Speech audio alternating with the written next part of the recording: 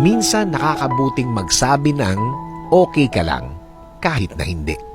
Ewan ko kung mag-a-agree ka na minsan mas magandang sarilinin mo na lang ang mga pinagdadaanan mo at piliing magpagaling ng mag-isa. Dahil kung ipaliliwanag mo nga naman sa lahat palagi ang sitwasyon mo, minsan nakakapagod na rin. Kasi minsan din, hindi naman nila talaga magigets kung ano ang pinagdadaanan mo. Hindi lang yun. Wala naman talaga na gustong makaalam ng lahat o buong detalye ng nangyari sa'yo. Eto pa isa, nakakatakot na rin sa panahon ngayon ang mag-share ng mga personal na mga bagay sa mga tao sa paligid. Baka isang araw, batiin ka na lang ng mga tao online dahil late mo nang nalaman na nakapost ka na pala at alam na nila ang problema mo.